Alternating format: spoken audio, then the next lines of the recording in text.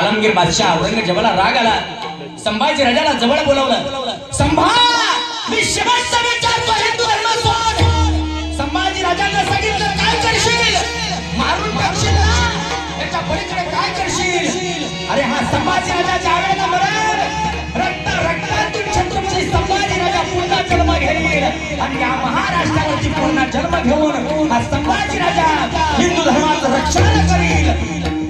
संभाजी राजाने उत्तर दिलं. लाल बुंद तप्त सळ्या संभाजी राजांच्या डोळ्यामध्ये गेल्या. माझ्या प्रिय श्रोत्यांनो, कल्पना करा, आपल्याला अगरबत्तीचा चटका सहन होत नाही.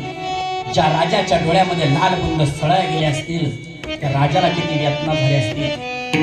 सर्र दिशी डोळे वाजले, काळं निळं रक्त बाहेर आलं डोळ्यातून. महाराजांचे बुबुळ बाहेर पडले. ते बुबुळ आलमगीर औरंगजेबानं समोर हातावरती घेतले आणि औरंगजेब बोलता झाला, संभा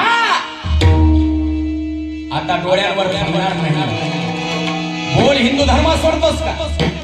संभाजी राजा बोलले, काय करशील?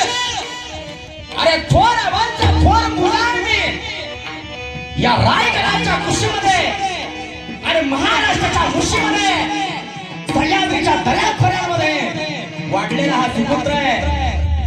सह्याद्रीचा छावा आहे मी.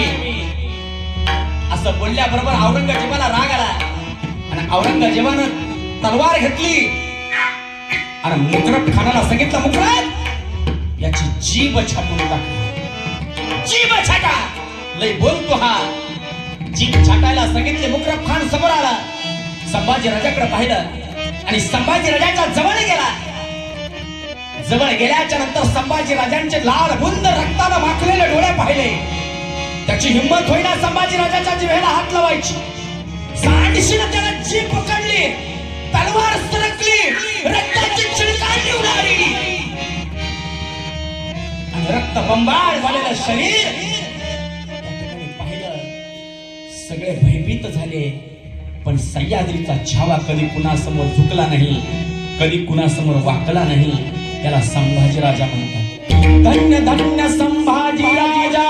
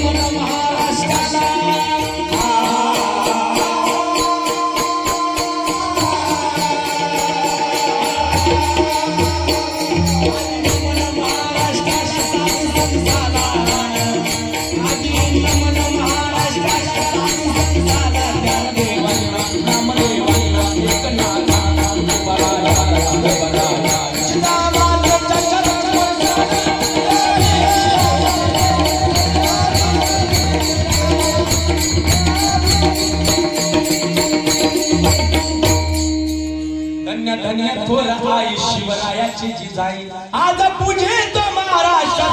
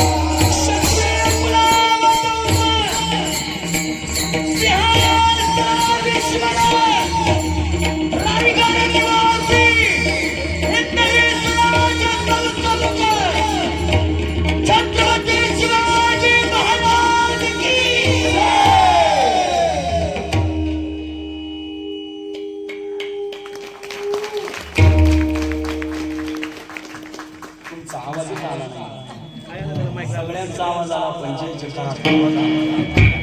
इथून रायगडापर्यंत आवाज गेला पाहिजे. रायगड किल्ल्याच्या परिसरामध्ये कीर्तन करतोय ना, इथल्या मावळ्यांचं रक्त सुद्धा ऐका, तुमच्या धमन्यांमध्ये छत्रपती शिवाजी महाराजांचं रक्त आहे. ऐका गाड्या, तुमच्या धमन्यांमध्ये छत्रपती शिवाजी महाराजांचं रक्त आहे. छत्रपती शिवाजी महाराजांवर जर तुम्ही प्रेम करत असाल तर इथून तुमचा आवाज रायगडापर्यंत नक्कीच जाईल. सगळ्यांनी म्हणा एकदा, छत्रपती शिवाजी महाराज की जय, धर्मवीर संभाजी महाराज की जय, नमस्कार वाजी पुणे.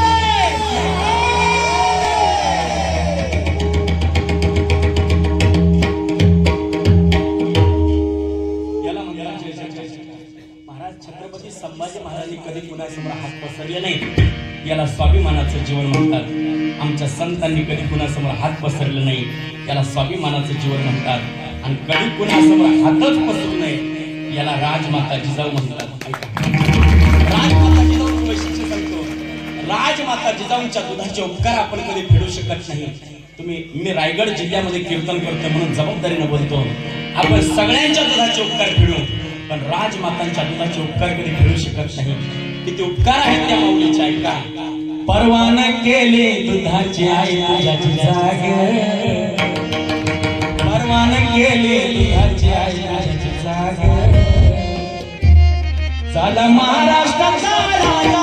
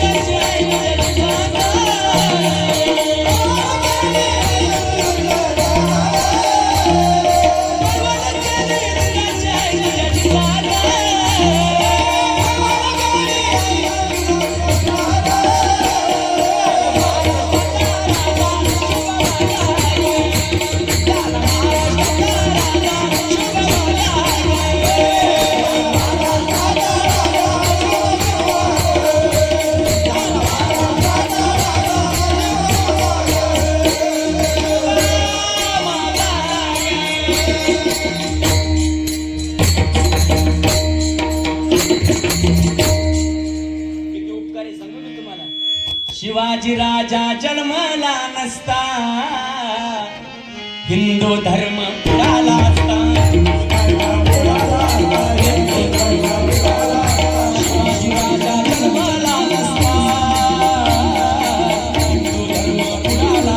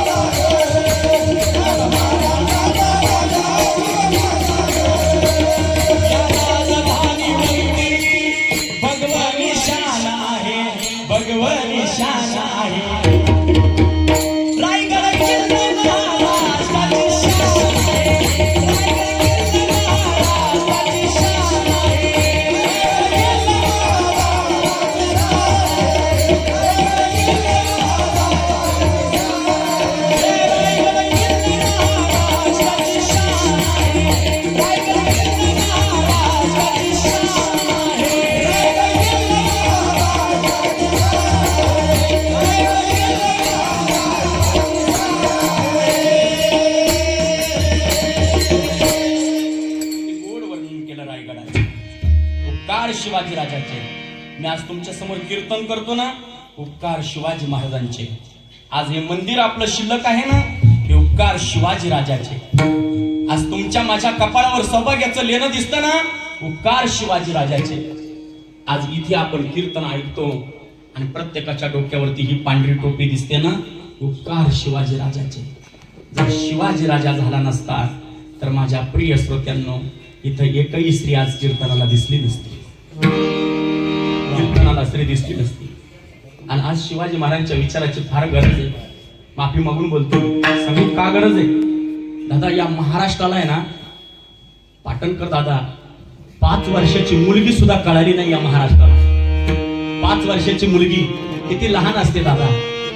अरे 9 महिने 9 दिवसाची झाली जग बघण्याची घाई. अगं वंशाच्या दिव्या पायी नको पंथी विजवू आई. 5 वर्षाची मुलगी दादा किती लहान असते. तिला साधं पप्पा सुद्धा म्हणता येत नाही आणि मम्मी सुद्धा म्हणता येत नाही. अशा लहान लेकरावर मालेगाव तालुक्यामध्ये आणि नाशिक जिल्ह्यामध्ये जिथे प्रभू रामचंद्रांचा वास होता, निवास होता, त्या नाशिक जिल्ह्यामध्ये 5 वर्षाच्या मुलीवरती बलात्कार झाला की नाही? बोला ना माझ्या प्रिय श्रोत्यांनो. 1 महिना सुद्धा झाला नाही, 5 वर्षाच्या मुलीवरती बलात्कार झाला. ज्या नाशिक जिल्ह्यात झाला त्या नाशिक जिल्ह्याचा इतिहास ऐकून घ्या. त्या नाशिक जिल्ह्यामध्ये एकदा प्रभू रामचंद्रांची पत्नी मैया सीताला घेऊन रावण चालला होता आणि ज्या वेळेस तो त्या पुष्पक विमानामध्ये बसून सीता मैयाला घेऊन जात होता, इगतपुरी नावाचा तालुका होता. इगतपुरी नावाच्या तालुक्यामध्ये टाकेज नावाचं गाव होतं. त्या टाकेज नावाच्या गावामध्ये ज्या वेळेस सीता मैया घेऊन रावण चाललेला आहे, त्यावेळेला समोर जटायू नावाचं एक गिधाड आलं. गिधाड मी काय सांगतो ध्यान देऊ नये का? हा रामायणाचा इतिहास आहे. टाकेद मध्ये जटायू नावाचं गिधाड आलं आणि गिधाडाला माय बहिणीच्या इज्जतीची काळजी वाटली. अरे रामायणातलं गिधाड सुद्धा दयाळू होतं. रामायणातलं गिधाड सुद्धा दयाळू होतं, पण आज माणसातलं गिधाड वाईट झालंय. एवढं वाईट झालंय का ज्याला माय बहिणीचा पदर सुद्धा कळत नाहीये. रामायणातलं गिधाडाला जर कळतंय तर तुम्हा आम्हाला का कळू नये? का कळू नये? छत्रपती शिवाजी महाराजांच्या न्यायाची आज गरज आहे. माझा मुद्दा बाजूला राहिला. छत्रपती शिवाजी महाराज असतील आणि छत्रपती संभाजीराजे असतील, कधी कुणासमोर झुकले नाहीत, कधी कुणासमोर वाकले नाहीत. आणि ऐका शिवाजी राजांची मान कशी होती. एकच राजा इथे जन्मला त्या शिवनेरी किल्ल्यावर, माझ्या देवाचं नाव गाजतंय, माझ्या राजाचं नाव गाजतंय, गड किल्ल्यांच्या दगडात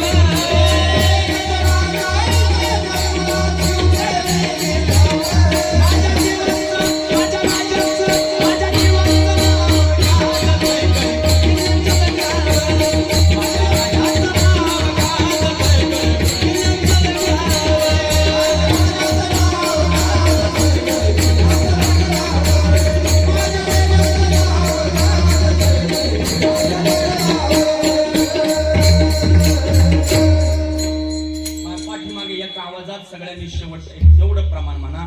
आता मी तुम्हाला म्हणायला नाही सगळ्यांनी म्हणा. सुंदर स्वराज्य निर्माण केलं. तुम्हाला माईक देऊ का? सुंदर स्वराज्य निर्माण केलं, तलवारीच्या धारेवर रयतेसाठी वार झेलले आपल्या निगड्या छातीवर.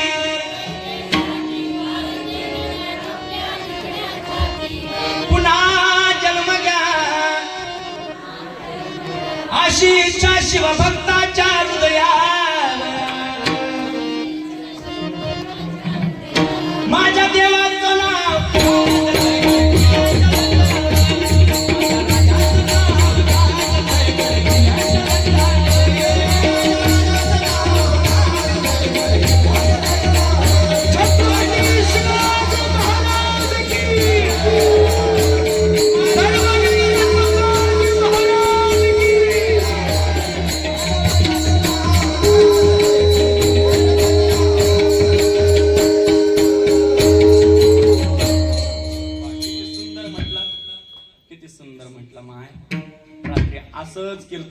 म्हटलं म्हणा ना माझ्या पाठीमाग बाया नुसत्या रडायच्या बाबा नुसत्या रडायच्या. मी म्हटलं काय झालं रडायला, तुम्हाला मुलगा जीव लावित नाही का? ती म्हटली दादा तसं नाही रे, आमचा मुलगा लय चांगला आहे. सून जीव लावित नाही का? सून पण लय चांगली आहे. मग झालं काय रडायला? नवरा जीव लावित नाही का? ती म्हटली भाऊ माझा नवरा इतका सुंदर आहे, दररोज कीर्तनाला जातो नव्या चपला घरी घेऊन येऊ. नवरा चांगला आहे, मग झालं काय रडायला? ती म्हटली भाऊ तुझ्या कीर्तनात मला शेळीचं ध्यान येतं. शेळीचं मा काय संबंध? भाऊ तुझ्यासारखीच माझी शेळी आरडून आरडून मिली. तसं मात्र नाही. किती गोड वातावरण आहे. छत्रपती संभाजीराजे झुकले नाहीत, वाकले नाही. याला म्हणतात स्वाभिमान. असा स्वाभिमान आमच्या राजांकडे होता, तसाच स्वाभिमान आमच्या माऊलींकडे. माऊली पांडुरंगाच्या समोर हात पसरत नाही. किती विशेष आहे. ज्ञानोबारायांनी जर मागितलं असतं, ज्ञानोबारायांनी जर फक्त म्हटलं असतं पांडुरंगा मला हे पाहिजे, पांडुरंगा मला ते पाहिजे, पांडुरंगानं माऊलीला म्हणून ते दिलं असतं. पण ज्ञानोबारायांनी तसं केलं नाही. ज्ञानोबारायांनी पांडुरंगाशी लेकीचं नातं जोडलं, लेकीचं. आणि काय म्हटले माऊली? जाईन गे माये, जाईन गे माये, जाईन गे माये तया पंढरपुरा भेटेन माहेरा पोलिया. माऊलीला माहेरचं नातं जोडलं, कारण माऊलीला माहिती आहे माहेरासारखं प्रेम जगाच्या पाठीवरती कुठं नाहीये. आणि म्हणून माऊली पुन्हा पुन्हा पुन्हा पुन्हा पुन्हा पुन्हा अभंगाच्या शेवटच्या चरणात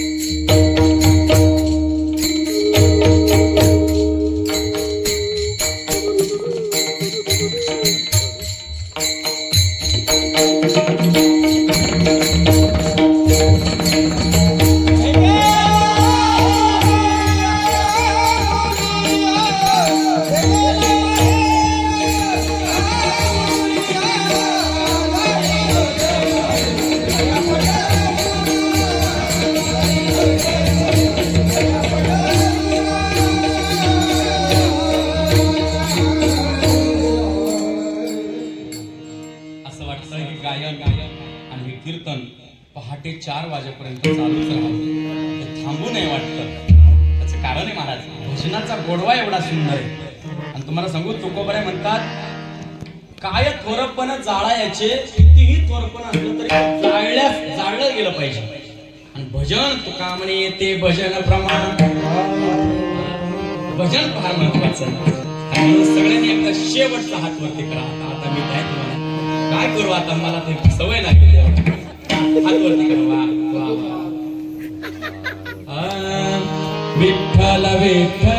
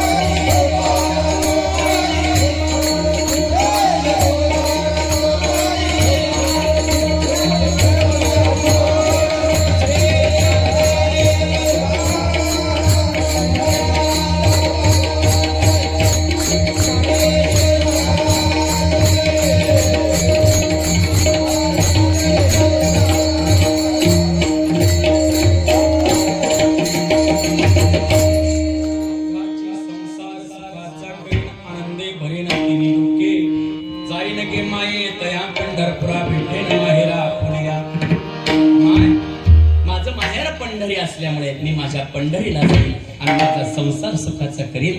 माझा पंढरीचा माझा मायबाप फार सुंदर आहे, मी त्याच्याकडे नक्की जाईल. अभंगाचा सरळ सरळ भावार्थ तुमच्या समोर ठेवलेला आहे. यथामत यथावका जशी मला बुद्धी मावली ज्ञानोबरायांना दिली तसं मी बोलण्याचा प्रयत्न केला. माय बाप, संसाराचं जर वर्णन करायला गेलं तर संसार किती किती दुःखाचा आहे, त्याचं विशेष आणि वेगळं चिंतन होईल. पुन्हा 2 तासाचं चिंतन मला संसारावरती करावं लागेल, पण मला चालता बोलता बोलता बोलता सांगून जातो संसाराचं कसं आहे. संसार हा दुःखाचा आहे, किती दुःखाचा आहे. बस बस खाली बस बस बस बस. संसार दुःखाचा आहे, किती दुःखाचा आहे. मी सांगू तुम्हाला किती दुःखाचा आहे. बसा ना बाबा खाली, बसा ना. नाही नंतर कीर्तन. किती दुःखाचं आहे बघा. माझ्याकडे बघा, आता माझ्याकडे बघा किती दुःखाचं आहे. 2 तास झालं कीर्तन चालू झालं आणि सगळ्यांचे चेहरे आता एकामेकाकडे बघून घ्या बरं. बघा ना तुम्ही बघा. मग खोटं वाटत असेल तर तुम्ही काय करा, मोबाईलचा कॅमेरा चालू करा, कॅमेऱ्यामध्ये बघा बघा बरं तुमच्या कॅमेऱ्यामध्ये तोंड बघा. असं कोण येऊन गेल्यावर तोंड दिसत असं वाटत जणू काय लय थकून आलो आपण, लय लय लय दुःखामध्ये आहोत आपण. सगळ्या विश्वाचं टेन्शन आपल्या जीवावरती आहे. तिकडे ट्रम्प बाबांनी जे काही कुटाणा केलाय अमेरिकेमध्ये, त्या सगळ्या जगाचं टेन्शन आपल्या डोक्यावर आलंय.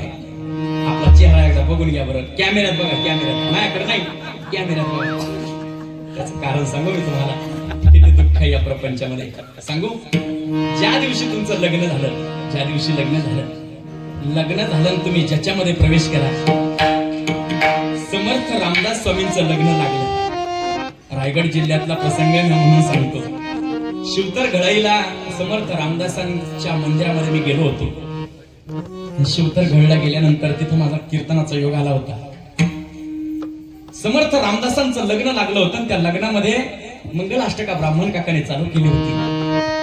मंगल अष्टका फार सुंदर म्हटली ब्राह्मण काकाने. स्वस्ती श्री गणनायकं गजमुखं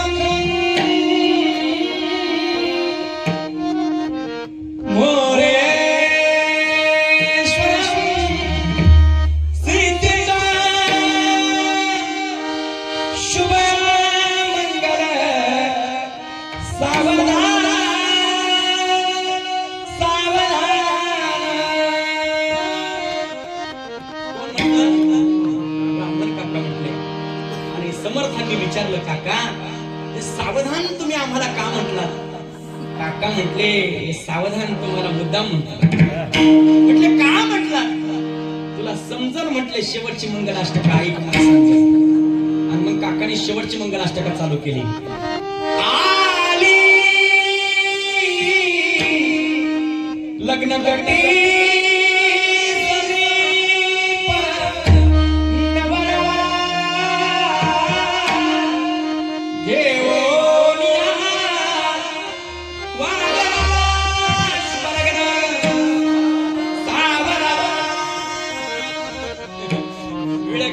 झोपले असतील त्यांना वाटलं इथं मंदिरात लग्न लागलं.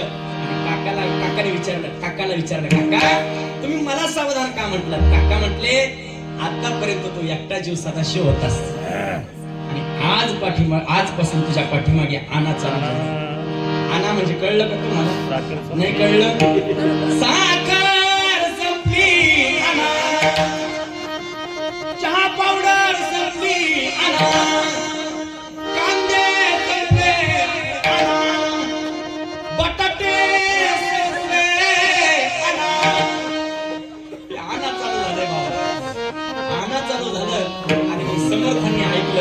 काकाच्या हातामध्ये गळ्यातला हार दिला. काका घ्या हार दिला. हातातले पुष्पगुच्छ काकाच्या हातात देऊन टाकले. अंगातले कपडे काढले, काकाच्या हातात देऊन टाकले. आणि घोडा नवरदेवा करता बाहेर उभाच असतो. नवरदेवा करता घोडा शेवटचा उभा असतो. तो घोडा कशा करता असतो माहितीये का? लग्नातून पळून जाण्याकरता.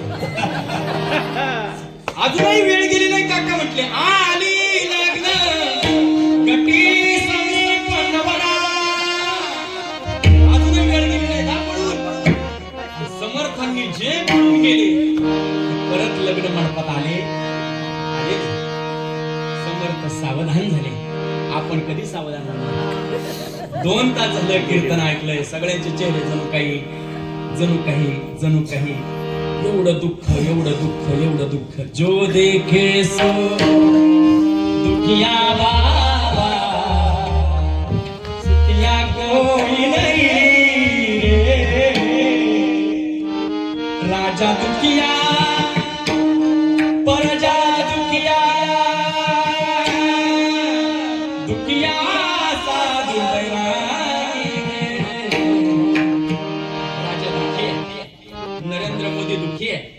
राजा दुखिया प्रजा दुखी आहे. आणि नुसतं प्रजा दुखी नाहीये, दुखिया साधू कीर्तनकार सुद्धा दुखी आहे. किती दुखी आहे सांगू मी तुम्हाला. कीर्तनकार आज या गावात, उद्या दुसऱ्या गावात, परवा तिसऱ्या गावात. महाराज मी खोटं बोलत नाही. माझ्या घरी 2 गोण्या नारळाच्या साठ्या, 2 गोण्या आणि 2 गोण्या नारळाच्या. मी ना खोटं बोलत नाही बुवा. नारदाच्या गादीवर उभा आहे. त्या दिवशी थंडीचे दिवस लागले म्हणून बायकोला म्हटलं आपण हे फोडू याचं खोबऱ्याचा खारकांचा किस करून खोबरं फोडलं का त्याच्या बुका निघायचा, दुसरा नारळ फोडला का त्याच्यात दही निघायचं. माझ्या बायकोनं ते पोतच माझ्यासमोर आपलं मला म्हटली इथून पुढे नारळ आणता नाही ना, चांगला नारळ असला तरच घरी घेऊन येत जा, नाही तर घरी येऊ नका. आणि मी तेव्हापासून ध्यानात ठेवलं बघा, मी आता इथून पुढे नारळ घेताना नाश्ता कधीच नेत नाही. आणि माझं विशेष आता मी आता 4-5 दिवस झाले दादा मी घरीच गेलो नाही. आता उद्या मी जेव्हा घरी जाईल ना, माझीच लेकरं मला ओळखीत नाही. असा अवतार झाला, मी घरी गेलो ना, माझं लेकर असे दारामध्ये बसलेले असतात आणि ते म्हणतात आयो म्हणे कंता बुवाला नारळावाला पाकिटावाला आला. जेव्हा असं बोलेल तेव्हा आमच्या लेकरांना मी ओळखू. मी विनोदाचा भाग सोडून द्या, मी जेवायला बसलो त्या दिवशी बाबा खोटं नाही बोल. आता मला तसं कीर्तन, आता देवाच्या दारात कीर्तन होतं, नाही तर मी ना 2 तास तुम्हाला प्रपंचातल्या गप्पा सांगितल्या असत्या. देवाच्या दारात होतो म्हणून मी मर्यादा पाळली. ऐका, मी जेवायला बसलो महाराज, मी खोटं नाही बोलत. आणि जेवता जेवता माही बायको त्या दिवशी मला भांडू लागली. जेवता जेवता मी म्हटलं काय भाजी केली, खारट झाली, तिखट झाली, मीठच जास्त घातलं. ती म्हटली हा तुमचा